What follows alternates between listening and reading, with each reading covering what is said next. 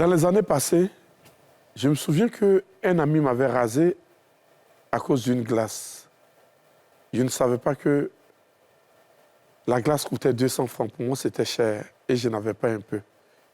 Il a envoyé ma femme au glacier et c'est devenu sa femme.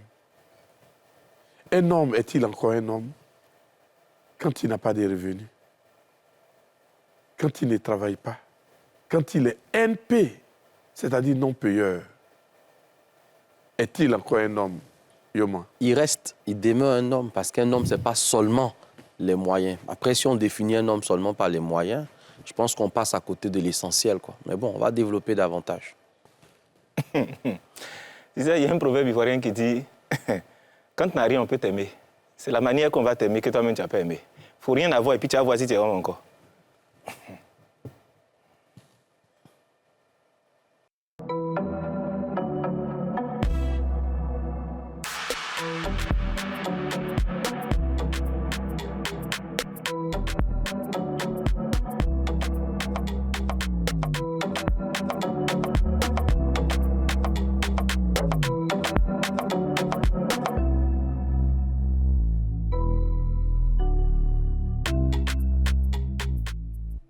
Ici, vous êtes dans les hommes d'ici. Et dans les hommes d'ici, je suis toujours accompagné de mon ami Yoma, François, le coach. Bonjour Siro, bienvenue. Merci. Jusque le pain. Yes, I. Toujours au poste. Un homme reste-t-il encore un homme quand il n'a pas un peu? Quand il n'a rien? Quand il est sans boulot? Et pour en parler ce matin, nous avons des invités de taille. Le fils de Séguéla, Ouais, M. Nou Bakayeko. c'est lui-même, de Lalo, précisément. De Lalo. Bienvenue, frère. J'ai à côté de moi aussi M. Philbert Kofi. Ajoute Evans. Ça m'énerve ton nom, là, Evans. Tu veux dire que tu es joli, non? Monsieur Evans Philbert Kofi. Bienvenue. Merci d'être sur le plateau. Nous avons aussi M. Ouma Sako, qui est président d'une fondation. Merci d'être venu. Oui, merci. Tu as voulu rectifier? ONG. Ah, ouais, d'une ONG. ONG. Voilà. Merci d'être venu. Avant de commencer ce débat, nous allons permettre à ceux qui sont hors du plateau de se mêler du débat. On se mêle du débat. Bien vrai, tu peux rester à la maison étant chef de famille, tu n'as pas l'argent, mais tu as tes responsabilités aussi à imposer dans la famille, même si tu n'as rien. Parce que c'est toi le chef de la famille, même si tu n'as rien, on est obligé de t'écouter. L'argent, ça vient avec l'État. Si tu as la santé, c'est vrai, tout peut venir. C'est vrai, c'est difficile parce que quand tu n'as pas l'argent, même dans ta famille, on ne te respecte pas. Ça, on voit beaucoup. Tu n'as pas l'argent, on ne te respecte pas. Tu n'as pas de décision à prendre dans la maison. Mais tu es toujours le chef de la famille, même si tu n'as rien. C'est un chef qui n'a rien, mais il faut reconnaître que c'est un chef. Mais il y a des décisions que tu ne peux pas prendre le jour où tu n'as rien. Un garçon qui n'a pas l'argent, de un d'abord, il n'y a pas de respect. On ne peut pas te respecter. Quand tu as l'argent, on te respecte. En tout cas, moi, ce que je peux voir, en tout cas, on va essayer de voir pour avoir l'argent. Oui, c'est vrai que l'amour, ce n'est pas l'argent, mais si la femme, elle est sale, elle est à la maison, si ça te plaît, ça peut te plaire. Mais la femme, il faut être entretenue. Au moins, le garçon, s'il fait un peu, et puis la femme aussi fait un peu, c'est bon. Mais ne pas avoir l'argent, mais en tout cas, c'est pas bon. Un homme s'il n'a pas l'argent financièrement, ne peut pas s'occuper d'une femme, parce que ce n'est pas normal. La femme a besoin de s'entretenir. Voilà. Non seulement tu vas l'entretenir, tu vas lever la honte de popote, et puis il y a les enfants qui sont là, tu dois préparer l'avenir des enfants. Donc ce n'est pas normal qu'un homme reste comme ça sans avoir l'argent sur lui. C'est pas bon. C'est toi le chef, mais c'est pas normal. Ça fait que la femme même ne te respecte pas. Voilà, ça fait que la femme ne te respecte pas. Voilà. Sans emploi et sans ressources financières, reste-t-il encore un homme? Frère Evans, je parle de l'homme. Ouais. Ouf! Est-ce qu'on peut avoir du pouvoir si le pouvoir même n'existe pas? Je pense que c'est une question de responsabilité. Mais l'argent, certes, ne fait pas tout. Mais un homme même, il doit se battre à chaque fois pour éviter de ne pas avoir de pouvoir à la maison. Ça, c'est vraiment ce que je peux dire. Monsieur Oumar Sako. Oui, tel que planté, je pense qu'il faut voir la chose sous au moins 2 axes. Un homme sans ressources financières reste-t-il un homme dans la société? Est-ce qu'un homme qui n'a pas de ressources financières est un homme? Oui, parce que de façon morphologique, il est homme. Laissons ça là, non. bien dans la réalité. Philo, à partir du moment où ça s'élève, il est homme. Oui. Voilà. Maintenant, après, quand on vient dans la vie en couple, est-ce qu'un homme sans ressources financières est un homme? Oui, il est un homme, mais il n'est pas un chef. Je pense que dans le débat, on va faire la différence entre l'homme et le chef. Monsieur Bakayoko. OK. Un homme sans ressources financières et sans emploi, est-ce que c'est un homme? En fait, le caractère humaniste, voilà, d'un être humain ne se limite pas au matériel. Donc, on ne peut pas lui dénier son humanité parce qu'il n'a rien que non, ce n'est pas un homme. OK? Ça veut dire que, quel que soit l'état qu'il présente, voilà, il reste un homme. Maintenant, quel homme est-il? Quel homme est-il? Que ce soit dans le foyer, dans la société, quel homme est-il? Maintenant, qu'est-ce qu'il fait pour pouvoir changer sa situation? Est-ce qu'il est là laxiste? Est-ce qu'il fait des efforts? Est-ce qu'il s'améliore? Voilà, c'est ce que je disais. Monsieur Crépin. Oui. Est-ce que c'est un homme encore? Toi, je sais que tu as... Non, c'est pas un homme, c'est un individu. C'est un occupant de la terre et c'est quelqu'un qui respire. C'est tout ce qu'il est. Il n'est pas encore homme. Parce que quand on dit homme, il faut bien prendre dans le contexte duquel on est en train de parler. On n'est pas en train de dire exister, avoir du sang, avoir de la chair. Il faut mettre ça à côté. C'est très bien. Il n'est pas homme. Il n'est pas homme parce qu'il n'est pas homme dans sa famille. Il n'est pas homme dans sa société. Mais en plus, dans son foyer, c'est un sous-homme. Tu vas dire quoi? Toi, tu peux dire quoi aux gens? Parce qu'aujourd'hui, dans la société, voilà, c'est affaire d'argent. Non, c'est intéressant hein, de voir cette approche-là. Mais vous savez que même un homme... Toi, tu es quoi? Non, mais attends, c'est un homme qui n'a plus, par exemple, ses fonctions érectiles. Non, il se sent diminué. Pour montrer à quel point, en fait, la posture d'homme n'est pas seulement liée au matériel, mais il y a un certain nombre d'éléments qui permettent en fait à l'homme de se sentir l'homme qu'il est. Tout à fait. On ne parle pas forcément ici de l'homme biologiquement constitué, d'accord, qui est né de sexe masculin, qui a des érections, qui peut faire l'amour à une femme, etc. C'est pas ça en fait. C'est le rôle social que cette personne est censée jouer. C'est un rôle de pilier, c'est un rôle de soutien, c'est un rôle de pourvoyeur. Comment doit se comporter un homme? Dès lors que cet homme-là, que je viens de définir, n'arrive pas à jouer le rôle que la société lui a dévolu, la société dit « tu ne peux plus être endémé cet homme-là ». Voilà. Je pense que c'est de ça qu'on parle dans ce sujet. Donc, en conclusion, cet homme reste un homme en dépit du fait qu'il ne soit pas capable de faire face à certaines contingences. Non, on va courir, nous. Non, c'est vrai. C'est vrai, Siro. Parce que regarde un contexte simple. Le gars, il avait un travail. Tout allait bien. Il jouissait du respect, de la considération. Bien que moi, je suis très mal à l'aise, en fait, avec cette perception de la société qui ne respecte que le mercantile. C'est-à-dire que si mes rapports avec une personne ne deviennent des rapports cordiaux, des rapports respectueux, qu'en raison de ce que cette personne a, j'ai un problème. Il faut que d'abord on considère la personne pour qui elle est avant que la voix et tout ça n'arrive. Donc ça va être ma position pendant toute cette émission. Cependant, et je suis d'accord avec M. Nou, on va regarder maintenant cet homme-là. Qu'est-ce qu'il fait pour améliorer sa condition? Est-ce qu'il est dans l'acceptation du fait que je n'ai rien, laissez-moi comme ça, ou bien il est dans une démarche dans laquelle il tente d'améliorer les choses? Il n'est pas ici. Je dis, un homme qui n'a pas un peu, ne courez pas un moins. Oui, reste-il encore un homme? Il reste un homme. D'accord. Il reste un homme. Bien même. Il reste un homme bien même.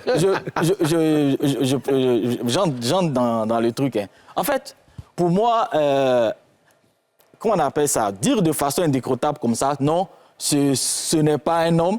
En réalité, on juge la chose par la couverture.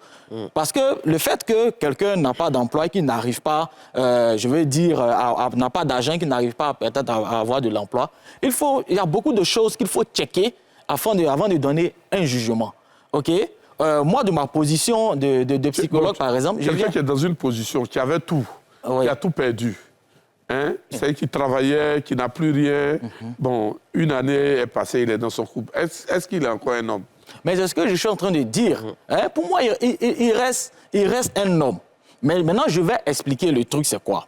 Le truc, c'est que on va dire, est-ce que c'est un homme comme ça? Et puis, on ne va pas chercher, en fait, à délimiter certains aspects. On a dit qu'il avait, il avait un emploi, il avait de l'argent. Donc, il arrivait à assumer certaines responsabilités. Maintenant, dans l'état dans lequel il est actuellement là, d'abord, comment même il se sent? Parce que c'est ce que je voulais dire tout à l'heure. Moi, de ma position de psychologue, il y a des personnes qui restent comme ça, qui vont développer, je vais dire, souvent même des troubles de la personnalité. Il y a ce qu'on appelle le trouble de la personnalité évitante. Okay? Et puis maintenant, il y a ce qu'on appelle l'hypégiaphobie. Ça veut dire que la personne n'arrive même pas à prendre des responsabilités. C'est-à-dire qu'il a une peur irraisonnée pour pouvoir prendre des responsabilités. Cette personne-là a besoin plutôt d'un suivi. Maintenant, pour cette personne-là qui accepte sa condition, qui dit de toute façon, j'ai fait ma part, aujourd'hui je n'ai rien, tout le monde doit tout faire pour moi, c'est à cette personne-là qu'on dira qu'en réalité, vivre, c'est être dans l'action. Okay? Mais aussi, il ne suffit pas seulement de chercher l'argent pour pouvoir s'occuper de quelqu'un. D'abord, s'occuper de soi pour être mieux avec l'autre. Donc, on ne peut pas lui dire que c'est pas un homme. Ça veut dire que c'est un homme et il mérite aussi le respect quand il se bat pour pouvoir... Crépin, j'aime ta vie. Hein? J'aime ta vie, mon frère. Oui. C'est toi qui peux faire chauffer l'émission. Parce que ceux-là, ils sont dans la diplomatie. Non, en fait, il y a beaucoup d'intellectuels sur le plateau. Et un homme qui n'a pas un peu, qui n'a aucun revenu, comment doit-il se comporter avec sa femme? En fait, j'ai vécu ces genres de situations-là où vraiment j'étais à plat. C'est difficile pour un homme, intrinsèquement, d'avoir de la confiance en lui, de dire même des choses, de prendre des décisions quand il sait qu'il est handicapé financièrement. Souvent, ce n'est même pas la femme, c'est toi-même, moralement, qui est en train de tu es supplicié moralement parce que tu te dis, bon, j'ai pas ceci, j'ai pas cela. Mais je pense que ce genre d'émission, c'est de belles opportunités pour réussir à parler à notre société. Vous savez, si des gens se basaient sur ce que j'étais par le passé, ils seraient passés à côté de beaucoup de choses. Exactement. Le plus important, c'est pas ma situation actuelle, c'est ma projection. Vous voyez? Dans le sens, si on veut regarder dans le sens du regard de la société, un homme qui n'a rien n'est personne, tu n'es personne en fait. Parce que c'est triste à le dire, mais on a résumé tout homme a sa force pécuniaire. C'est à partir de là que tu es quelqu'un. C'est pas forcément ce regard qu'on doit avoir dans la société, parce qu'il y a des gens qui réussissent quand même à s'affranchir de leur situation, qui réussissent à devenir quelqu'un. Mais quand tu vis avec une femme que tu n'as pas la capacité d'apporter, c'est pourquoi... Mais il y a des gens qui ne font pas d'efforts. Oui, il y a des gens qui ne font aucun effort. Hein? C'est pourquoi... C'est de ceux-là nous sommes en train de parler souvent. Hein. Ciro, j'ai toujours donné ce conseil aux femmes. Oui. Un homme qui est pauvre n'est pas un homme dangereux. Un homme dangereux, c'est quelqu'un qui n'a pas de vision. C'est quelqu'un qui ne veut rien faire. Tu peux tomber sur un pauvre dans sa situation, mais si tu as les yeux ouverts, tu peux sentir que c'est quelqu'un qui va devenir quelqu'un. Parce qu'il ne se laisse pas faire. Il se bat, il n'est pas défaitiste dans tout ce qu'on fait. Mais vous savez, Dieu a donné la force financière un peu plus aux hommes. C'est passager, c'est une femme qui a les moyens que toi. Elle a toujours un temps délimité qu'elle te donne. Elle va te soutenir, mais elle va t'observer. Un matin, ils m'ont dit ton vrai nom. Hein? Le manque de respect... André, ils ont déjà dit ton vrai nom. Là, il vient de toucher quelque chose. Voilà, André, ils ont déjà dit ton vrai nom. Non, effectivement, la femme, il y a beaucoup de femmes qui, en fait, cachent leur vrai visage parce qu'elles n'ont pas. Mais sinon, si elles en ont et que toi, tu n'as pas, on va écrire ton nom au tableau. Il y a beaucoup de femmes. On va écrire ton nom au tableau. Mais pour dire en fait... Un homme qui se trouve dans cette situation, comment doit-il se comporter? À chaque fois, moi, je dis que l'homme même, par rapport à sa responsabilité, bon, c'est maintenant qu'on dit que la loi dit que l'homme n'est plus le chef des familles, mais les deux sont chefs des familles. Ça, c'est sur papier. Mais sinon, un homme, quoi qu'il advienne, il faut te débrouiller pour garder ton statut de chef. Il a dit, le coach a dit tout à l'heure, effectivement, tu es un homme, sauf que peut-être tu n'es plus un chef. Mais toi-même, tu l'as dit, celui qui travaillait, qui avait tout, ou qui faisait tout pour la famille, quand ça ne va pas, je pense qu'il faut l'épauler. Or, on sait, dans des situations, il n'y a même pas une semaine, que j'ai un ami qui m'expliquait sa situation. Mais il remarie celle qu'il a quittée parce qu'il a perdu son travail 15 ans après. Il remarie celle qu'il a quittée. Quand il n'avait rien. Quand il n'avait rien. C'est-à-dire que quand il a perdu son boulot, le voisin d'à côté l'a récupéré et elle est partie. Ils avaient 2 enfants. Ils n'étaient même pas encore bien grands. Mais elle est partie. Mais 15 ans après, c'est là que lui perd sa mère et dans les histoires de funérailles. Or, l'autre aussi l'a jeté il y a longtemps. Il est même bien. Non, mais c'est ce que moi j'ai dit. Ton ami même, il a besoin d'une délivrance. Il aimait vraiment, hein? On a prié pour lui.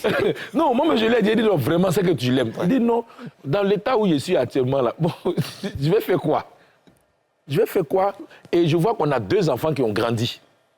Donc, je pense, bon, là, je me dis, il a ses raisons. Hein, il a expliqué, il a pris de l'âge et il avait une qui ne s'entendait pas avec les enfants. Est-ce qu'il est encore homme, ce gars? Si aussi tu permets, tu vois, je pense qu'on fait cette émission aussi pour éduquer. Exactement. On fait cette émission pour rétablir, en fait, un certain nombre de postulats que la société établit bon gré, mal gré, et qu'ici, par rapport à l'opinion que nous avons la responsabilité de porter, on ne corrige pas, ça sera un crime de le faire comme ça. Tu vois, on est dans une société qui, progressivement, est en train de valider le fait qu'une personne ne doit être respectée, ne doit être considérée que par rapport à ce qu'elle possède. Ça existe il y a longtemps. Non. Ciro, on est des Africains. On est des Africains et ça je vais continuer à le clamer jusqu'à ce qu'on comprenne. On est des Africains et dans notre africanité, il y a des valeurs. Et ces valeurs-là sont d'abord liées à la dimension morale de l'individu, sont liées à la place même que cet individu est censé avoir dans le groupe social. Bien souvent, et on l'a vu dans notre Afrique traditionnelle, ce n'est pas toujours le grand-père qui avait toutes les ressources. Non, à la vérité. Oui. Le gars, il va chasser, il revient, mais qui possédait vraiment l'économie de la maison? C'est la maman. C'est la maman qui a toujours enlevé son keïwa pour faire les choses. Mais c'est ça qu'on voulait réagir. Mais je n'ai pas terminé. Mais en réalité, qu'est-ce qui se passait? Comme on respectait le patriarche, on respectait le papa.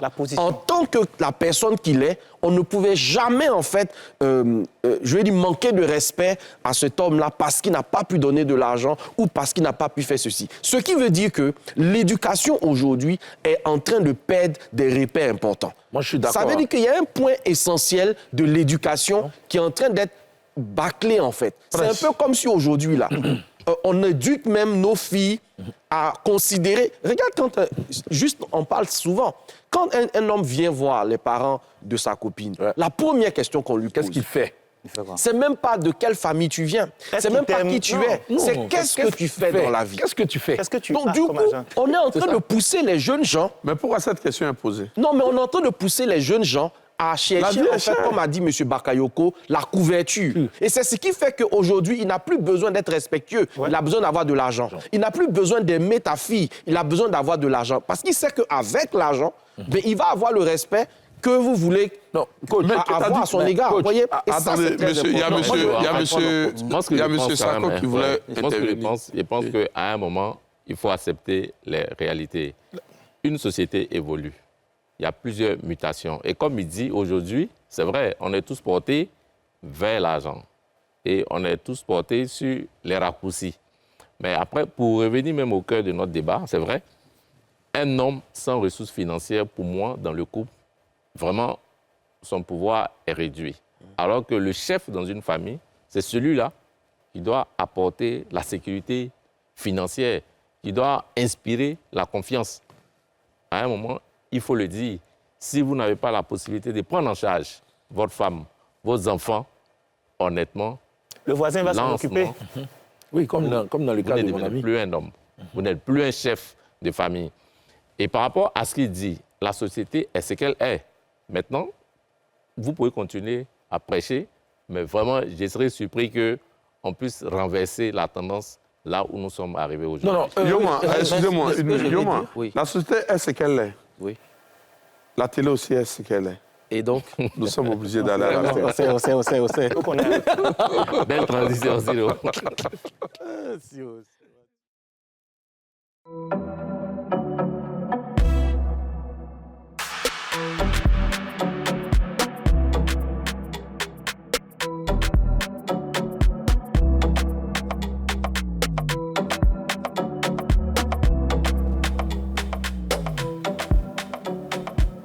Continue. Oui, Siro.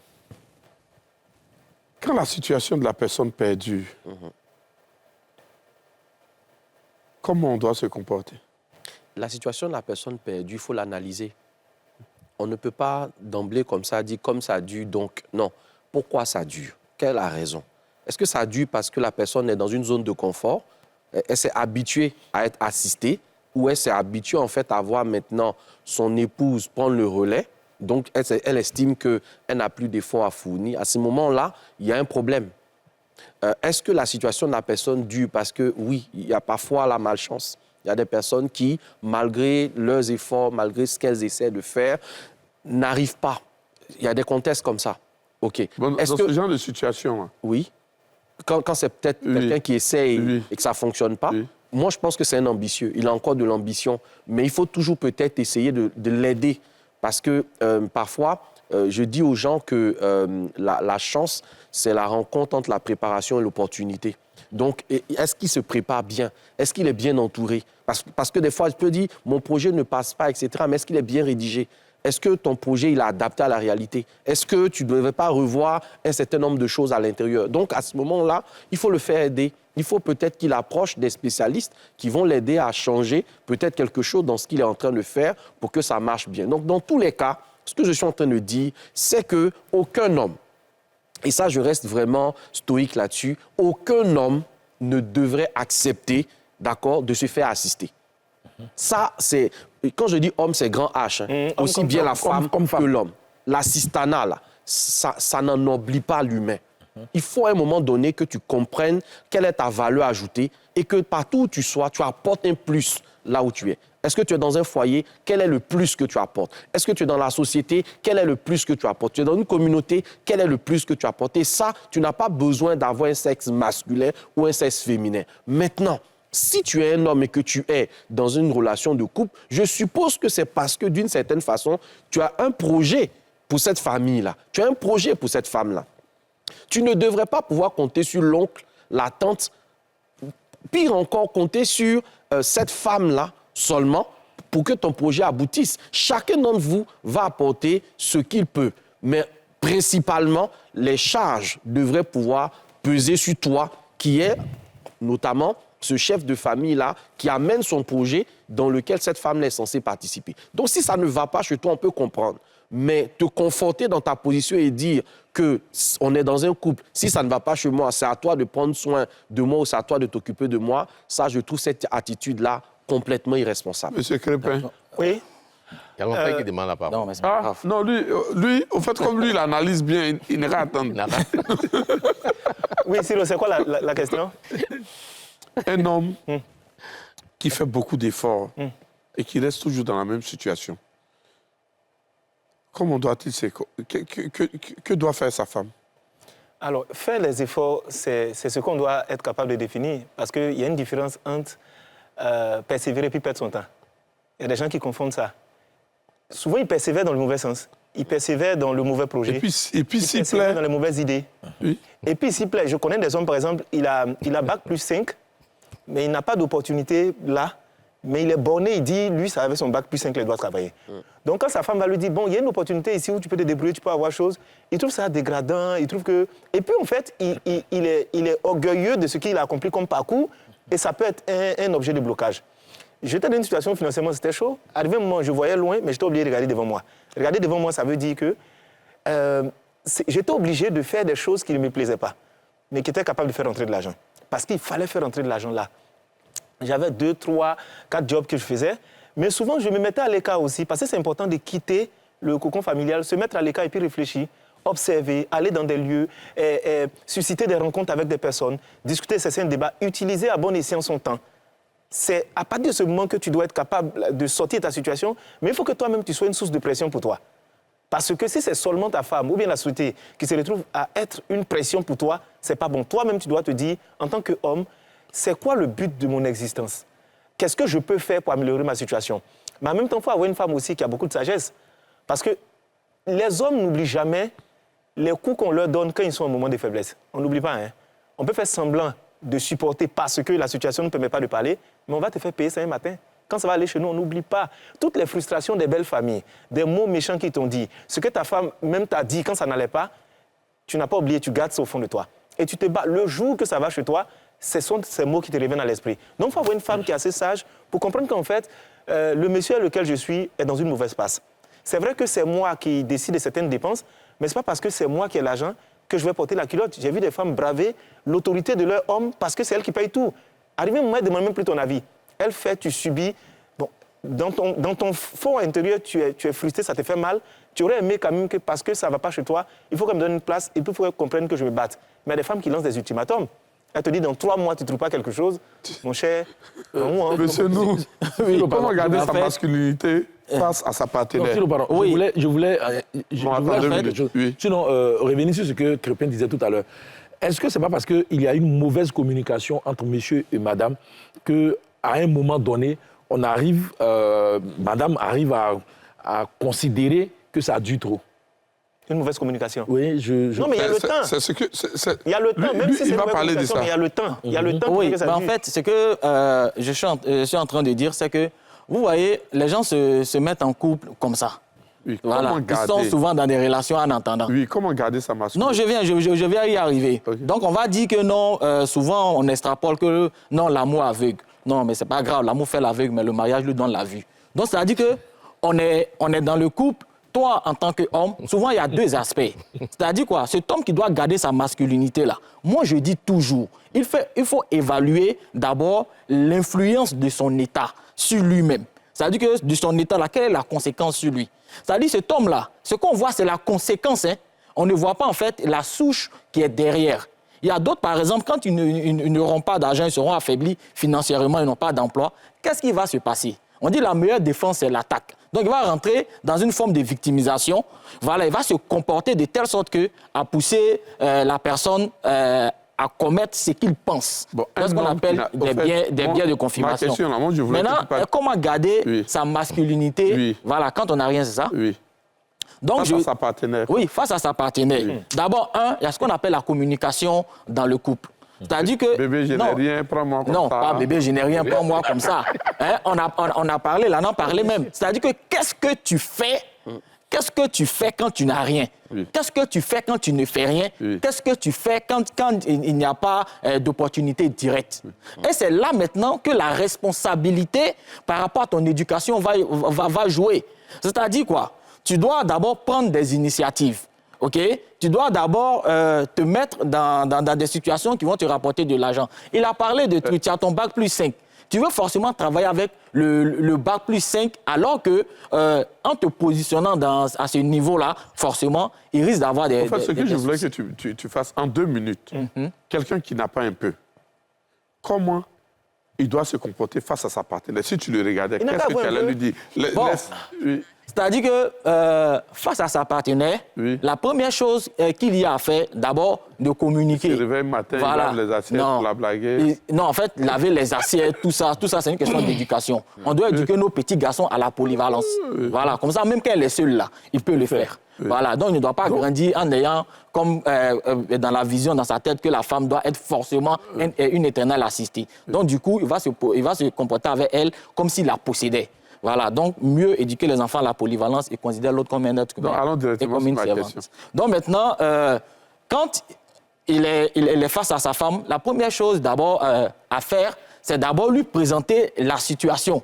C'est-à-dire que je travaillais, maintenant là, ça ne va pas, etc. La deuxième chose, c'est de lui montrer en fait les ouvertures possibles qui s'offrent à toi.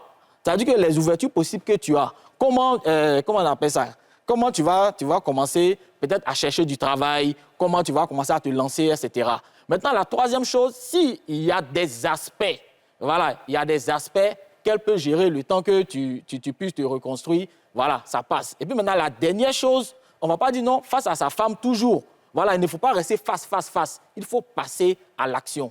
Parce que c'est cette action-là qui va déterminer en réalité, qui va donner des résultats. Moi, je le dis, quand les portes... comment on appelle ça, les portes de la réalisation du soir sont fermées. Il faut savoir où taper, qui peut nous aider, qui peut nous venir en aide. Et puis nous-mêmes là, si on a un problème, ce qu'on appelle un problème d'internalisation, un problème qui nous empêche de pouvoir faire certaines choses, là, il faut se faire aider. Il faut se faire accompagner pour qu'on puisse, comment on appelle ça, nettoyer ce qui t'empêche de réaliser des choses. Yoma,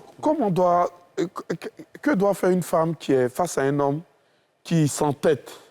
C'est-à-dire, il va d'échec en échec sur la même chose et qui ne cherche pas à changer. Il ne se remet pas en cause.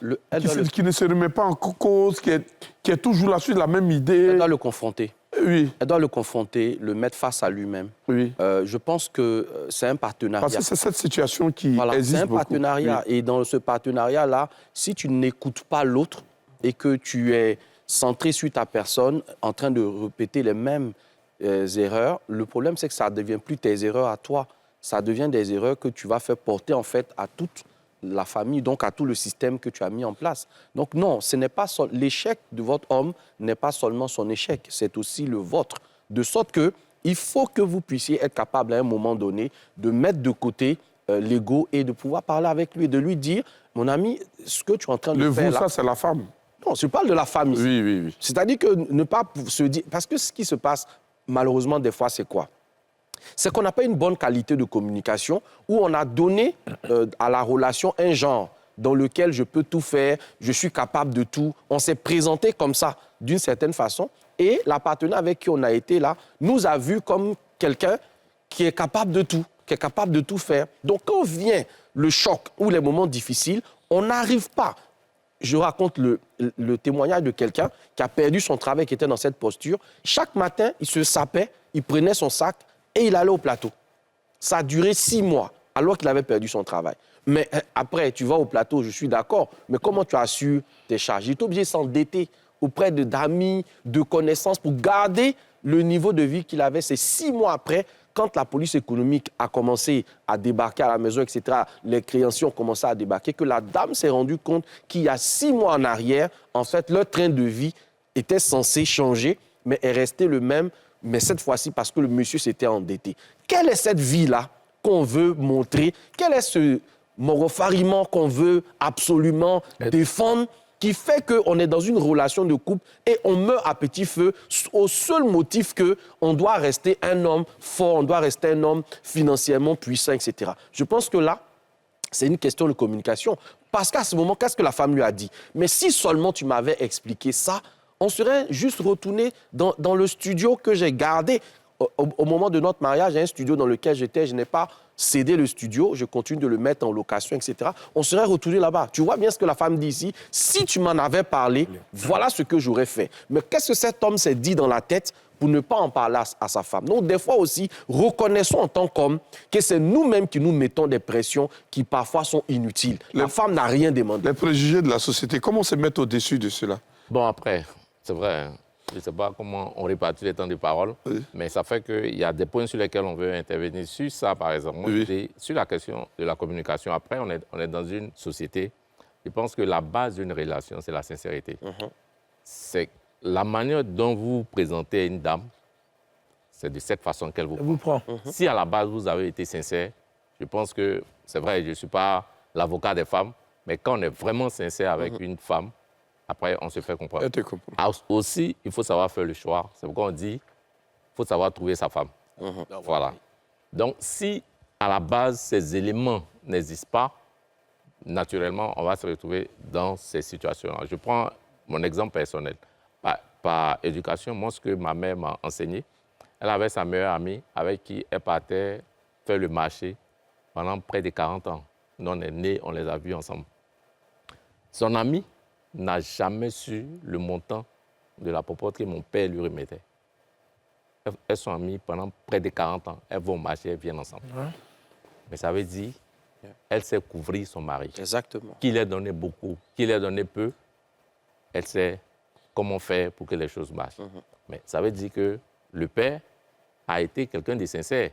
Il n'a pas mis sa main, il n'a pas mis son habit ou sa main. n'arrive pas. Donc, dès l'instant où il y a une sincérité, je pense qu'en situation difficile, comme moi j'ai quitté mon boulot, j'ai démissionné, j'étais dans le privé. Avant que je ne commence, ma femme a su, elle connaît mon salaire.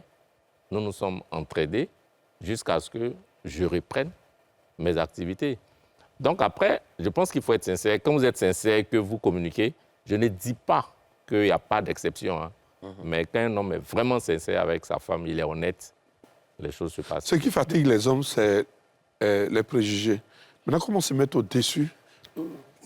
Maintenant, qu'est-ce que... Non, Siro, en ce moment-là, qu'est-ce que tu appelles préjugé? C'est ce que la société, ce que la société pense. Oui, c'est ça. De la société Oui. vis-à-vis de l'homme. Vis-à-vis, ouais. C'est pourquoi je dis, il ne faut pas vivre en fonction du regard des autres.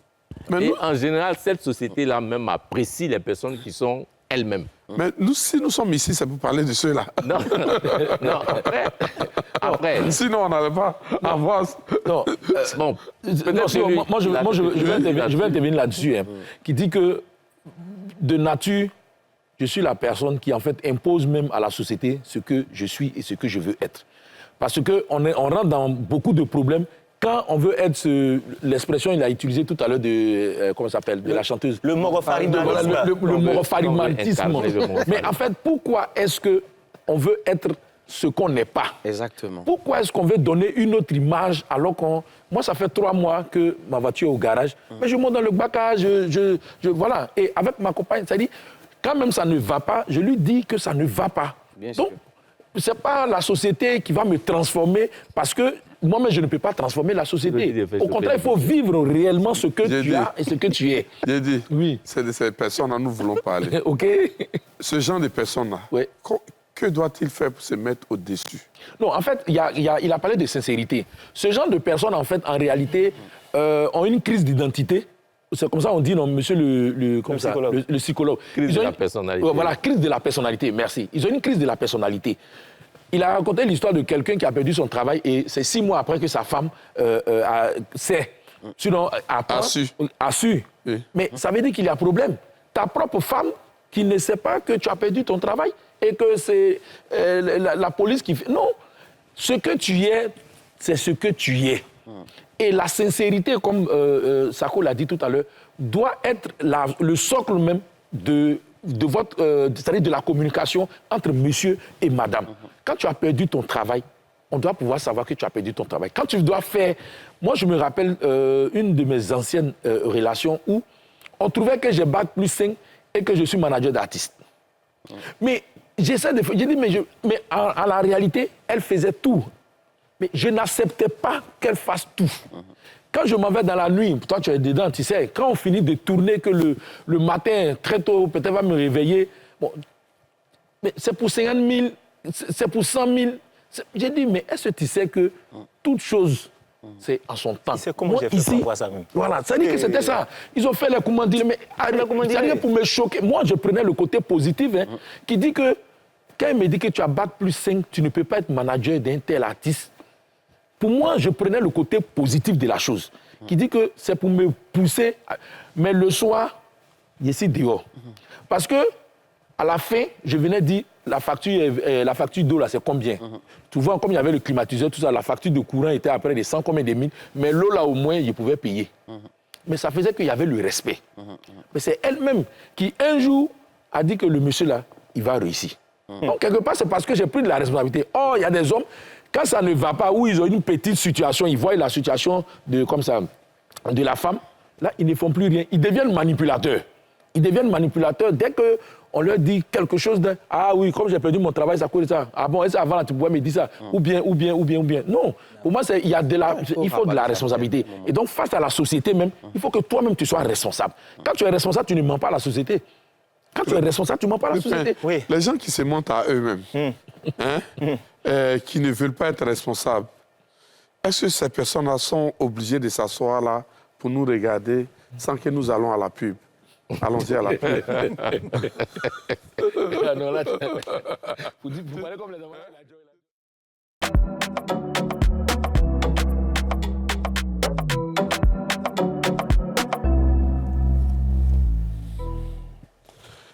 Monsieur Crépin. Oui.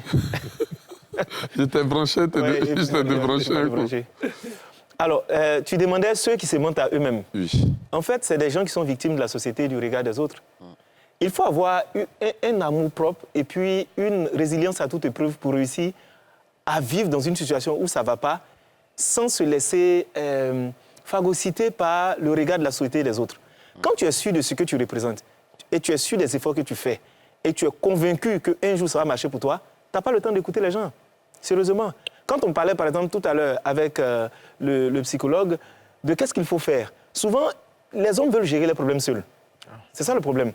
En fait, il se dit que si j'explique que je suis réel, je vais perdre la face devant elle. Mais au contraire, c'est quand tu vas te mettre dans des situations difficultueuses que tu perds la face. Souvent, il faut être réaliste. Il faut prendre la personne pour la faire asseoir. Il faut lui dire, mais ensuite, il faut faire d'elle... Et si cette personne ne veut pas vivre cela? Non, si elle ne veut pas vivre cela, c'est nouvelle choix. vie. On ne va pas l'obliger à rester avec nous. C'est ce qui nous embête. Non, là, on ne va pas l'attacher pour au moins, elle est informée de la situation. Voilà, de la situation. Moi, c'est tombé sur moi comme ça un jour. On devait me payer de l'argent, je bossais dans un endroit, j'attendais un jeton. C'est pas sorti, le gars nous tournait depuis. Et je lui ai dit, la prochaine fois que tu ne me payes pas, moi, j'ai me casser. Effectivement, quand la fin du mois est arrivée, il ne m'a pas payé. Donc, sous l'effet de la colère, on s'est échangé des paroles. Et puis, il m'a dit, dégage de mon coin, tu es viré. Bon, tu es dans une situation où tu es fan. Oui. Tu es très amoureux de ta femme. Et ça ne va pas chez toi. Tu perds ton boulot et tu la fais asseoir. Tu lui dis, bébé, ça ne va pas, voilà. Et elle ne veut pas vivre ta nouvelle situation. Siro, je peux faire quoi? Voilà. Au moins, j'ai fait l'effort de lui dire. Oui. Quand tu lui dis là, tu lui dis pas simplement « j'ai perdu mon travail ». Tu dois être capable de lui expliquer les perspectives que tu as pour pouvoir rebondir. Bon, elle dit, elle s'en va, tu es fan. Non, mais si elle veut partir, Siro, même l'amour n'oblige pas les gens à rester avec nous. Hein. Elle va glisser, elle va partir, malheureusement. En fait, je rejoins ce qu'il est en train de dire. Hein. Tu as dit quoi hein? Devant l'évidence, la volonté s'incline. Tu as dit que une personne qui ne veut pas voir, en fait, ne veut pas te faire confiance quant à tes possibilités de réussite, que tu montres, cette personne-là, en réalité, n'est pas faite pour toi. Parce que les gens vont mettre l'amour au devant. Non, je l'aime, mais c'est pas grave, je vais lui cacher, etc. Non, en fait, c'est pas dans tout on met les organes. Ça dit ton cœur, là. Monsieur Baraïko, tu connais l'amour. Écoute-moi. C'est-à-dire, non, je vais dire quoi on ne choisit pas, tu vois un peu, on tombe amoureux. On ne choisit pas forcément, on va tomber amoureux. Mais on décide avec qui on se met. C'est-à-dire, c'est toi qui décides avec qui tu te mets. Donc, à un moment donné, il faut faire asseoir ton cœur, tu lui donnes des conseils, qui laisse la raison travailler, qui laisse la raison développer des choses. Parce qu'on ne va pas venir dire non parce que le monde me regarde, je ne dois pas mettre la face au monde. Ce n'est pas le monde qui guide ta vie. Ça veut dire quoi? Dans cette forme de morofarimacarcie, ça veut dire que c'est le morofarimantisme incongru qui va nous tuer à petit feu. Ça, c'est vrai. Donc, il faut comprendre que le regard des autres, ce n'est pas ce qui fait ta vie. Ça veut dire quoi? L'opinion des autres, ce n'est pas ce qui fait ta vie. Ce que les autres vont dire là, ce n'est pas ce qui fait ta vie. Mais c'est est-ce que tu es à l'aise avec toi-même? Mais quand on vit en société, on prend aussi en considération les pensées des autres. Oui, mais on ne s'inscrit pas au fond les choses. C'est-à-dire quoi? Tant que ce que tu fais n'est pas, comment on appelle ça? Contraire. N'est pas anti-juridique ou encore, si ce n'est pas contre la morale, ce que tu fais là, tant que ça te permet de pouvoir te réaliser, de réussir dans la vie et que ça ne heurte pas les mœurs ou encore les lois de la société, champion, faut faire. Tu es sur la voie de ta réussite. Oui. Parce qu'il faut te construire. C'est ça. Les autres ne vont pas venir, toi, te construire en réalité. Non, ce qu'il dit est très fort. Je pense qu'aujourd'hui, ce mauvais... Toi, en fait, tu as tellement vécu ça que... Oui, je te vois... Ça, il tremble un peu même. Dans son élément. Non, mais en fait, non, c'est vrai, j'ai vécu cela. J'ai une amie aujourd'hui qui est à l'étranger, qui me voit et qui me dit, après peut-être 20 ans qu'on ne s'est plus retrouvés, mais dit non, en fait, ce que tu me disais, je croyais, mais ce que ma maman a fait que j'ai perdu. Mais à la maison, on lui disait, lui, là, il ne va pas arriver quelque part. Il ne va pas... au quartier aussi, lui, il ne va pas arriver quelque part. Et ça l'a découragé. Mais dit, tu étais sûr de ce que tu voulais, de ce que tu étais. Et aujourd'hui, je vois ce que ça a donné. C'est pour dire quelque part que quand le psychologue dit, si ce que tu fais ne heurte pas la morale, ne heurte pas je veux dire les lois et autres, mais reste là-dessus. Parce que les gens ont tendance à se cacher derrière des facettes pour en fait tromper la vigilance de qui. Mais à la fin, tu es toi-même. Tu te mens à toi-même. Tu sais, Siro, je dis souvent que quand tu vas voir un couturier et qu'au moment de prendre ta mesure, tu fais rentrer ton ventre, à qui tu fais du mal? C'est toi-même. À toi-même. Donc, des fois, les gens veulent laisser la vie des autres, en fait, devenir leur vie. Mais en fait, la vie des autres, là, c'est leur vie. Et c'est important de savoir qu'à la fin de la journée, chacun dort chez lui avec sa propre réalité. Tout à fait. Donc, à force d'avoir peur du regard des autres, les gens vivent à cause des yeux des gens. Ouais. Comment les gens vont me voir, comment les gens vont penser. Mais ça, c'est une autre forme aussi de souffrance. On souffre du fait qu'on veut tellement plaire aux autres. Maintenant, on ne se préoccupe pas de savoir si les autres se préoccupent autant de nous, notre opinion. À un moment donné, il faut qu'on comprenne que la personne avec laquelle je suis, peut-être qu'aujourd'hui, c'est l'amour qui m'a conduit vers cette personne, c'est peut-être la vive affection que j'ai qui m'a conduit vers cette personne, mais en réalité, je ne vais rester dans cette relation que par rapport à ce que cette personne m'apporte également. Donc, il y a de l'amour qui fait que, tu as posé la question tout à l'heure, tu es amoureux d'elle, etc. C'est un sentiment.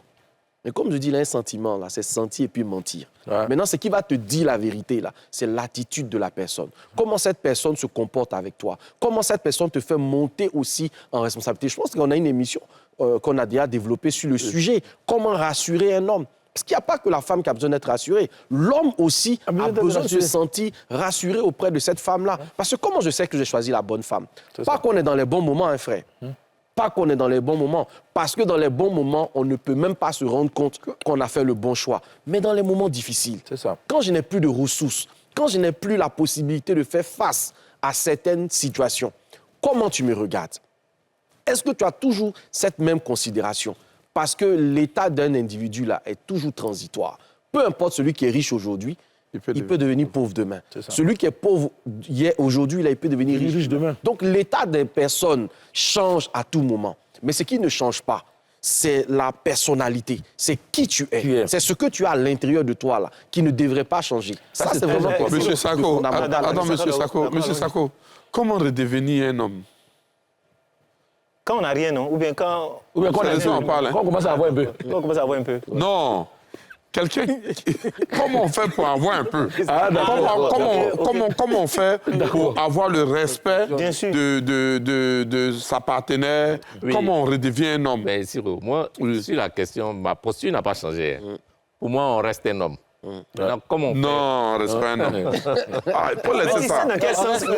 On ne peut pas rester un homme. Vous savez dans quel sens on dit? Nous sommes à la télé, pourquoi vous venez, mais vous voulez prendre le sens bizarre? Tu sais de quoi on parle? Oui, sois sérieux. Enlève ta cravate. Comment on redevient un homme? On cherche l'argent. On cherche les sous. Non, mais Ciro, c'est vrai, tout à l'heure.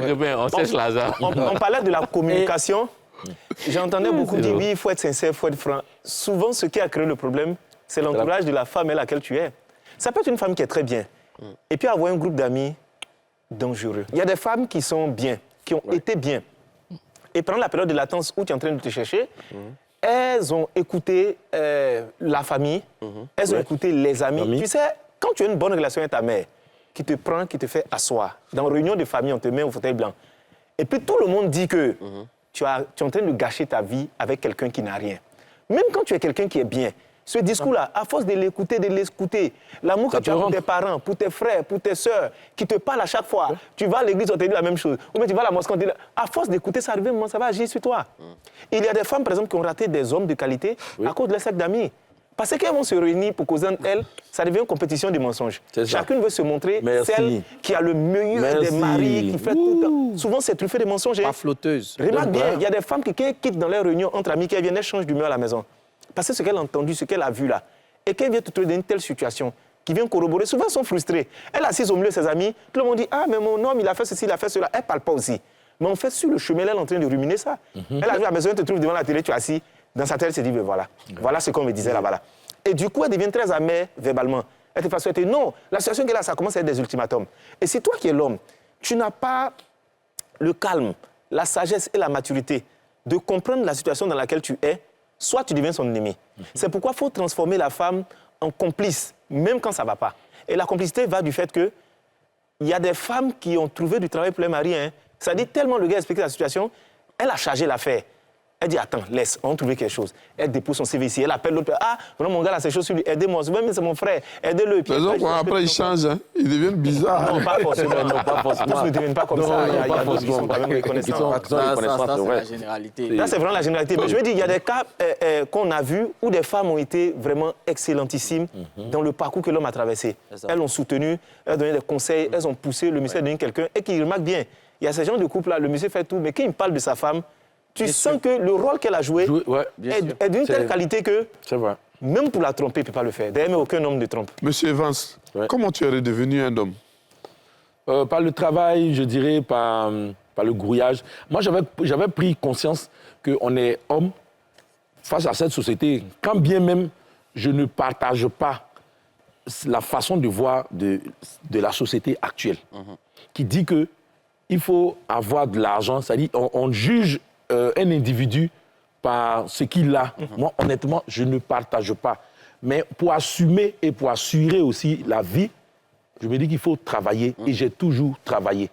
Donc ça fait que moi, c'est pas choquant pour moi de voir que dans le voisinage, on va maltraiter le voisin parce qu'il a perdu son boulot. Tu étais manager de quel artiste même? Excuse-moi. Ramatoulaye.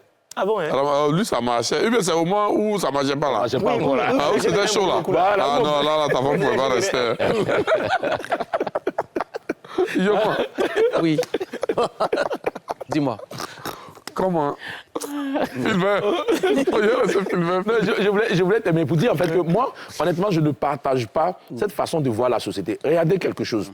Surtout entre nous ici. Nos sœurs, qui la plupart du temps ont la chance de partir, où je dirais qu'ils s'en vont en Europe, nous envoient un seul individu. Parce qu'il est blanc ou parce qu'il vient de là-bas. Mais c'est tout le village qu'on réunit et on fait une fête. Le gars, il prend la femme seule, il s'en va. Quand vous êtes ici, là, vous pouvez faire mariage vous seul.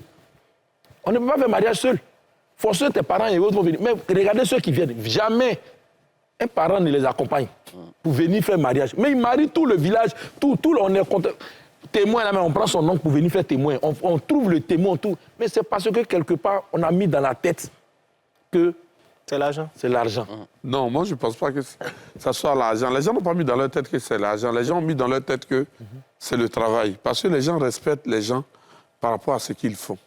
Sinon, même, tu passes le temps de la pierre aussi. Non, mais vous êtes encore dans autre chose.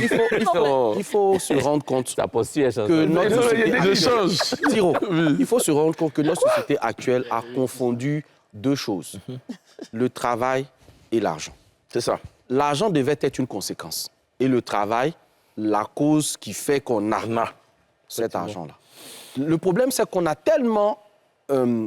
magnifier le pouvoir de l'argent et donner de la place à celui qui a l'argent, qu'au final, on ne cherche même plus à savoir quelle est la dignité de celui-là qui envoie cet argent. Et c'est ça qui nous fait voir aujourd'hui une société de brouteurs. C'est ça. Parce que c'est la fin, là, qui est importante, c'est l'argent. C'est là où tu veux, non. Tu vas avoir l'argent. C'est ça qui nous fait aujourd'hui avoir une jeunesse 12, 13, 14, 16 ans qui va marabouter dans la sous-région pour avoir de l'argent. C'est ça qui nous fait voir aujourd'hui une jeunesse prête à tuer, pour avoir de l'argent, à égorger, à agresser, à faire des vols en bande organisée, à braquer des magasins.